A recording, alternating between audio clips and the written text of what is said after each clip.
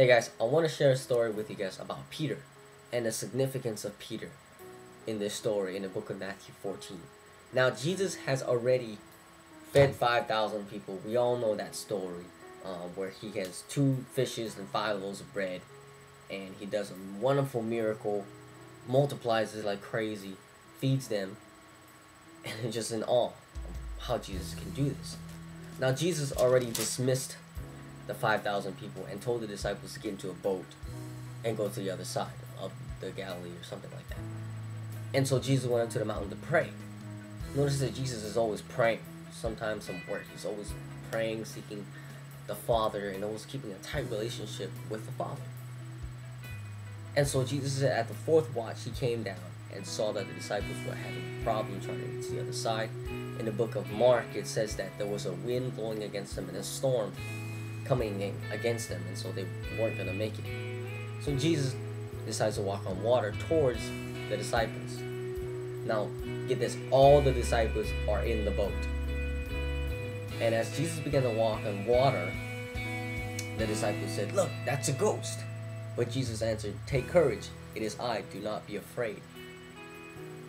And Peter looked up and said, "Lord, is that you? Call me unto you." Notice, only Peter said that. "Lord, is that you? Call me unto you." And Jesus said, "Come." And Peter began to walk on water. Instantly, got it, boom, started walking on water towards Jesus. But when he looked to his left and to his right, he saw that, look, oh, there's a storm being sunk. Now, Jesus grabbed him and said, "Oh, you little faith." Now going back, all the disciples were in the boat, but only Peter asked the question, "God, is that you? Call me unto you." And Jesus answered, "Come." Isn't that kind of like our lives sometimes? We feel like, "God, is this what you call me to do? I'm with all these other people that are in my church, that are with my little posse, or with my little team." And you feel like, "God, are you really calling me unto this? God, am I really an evangelist?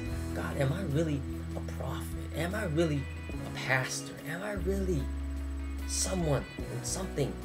Am I really an engineer? Do you want me to do this? Do you want me to do that?" We kind of have this question to God all the time, like, "Lord, what do you want me to do in my life? I need to know, God." And you have this question, "God, is that really you?" But some of us may feel like, "You know what, God, you really don't know me." But the Bible says here in Psalms 139, 1-4, it says, "O Lord, you have searched me. You know me. You know when I sit down. You know when I rise. You perceive my thoughts from afar. You discern my going out and my laying down. You are familiar with all my ways. Before a word on my tongue, you completely know it." The Bible said it. He knows. He knows you before you can say a word out of your mouth. He knows when you're lying down. He knows when you're laying out. So out of all people, God truly understands what we're going through. Even though we kind of have a question, God, is that really you? What do you want me to do with my life?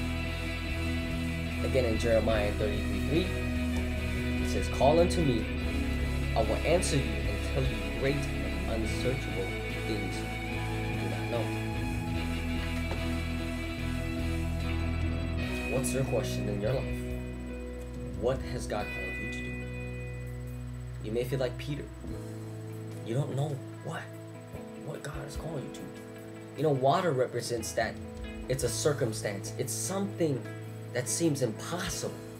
But the Bible says all things are possible with who? With God. All things are possible with God.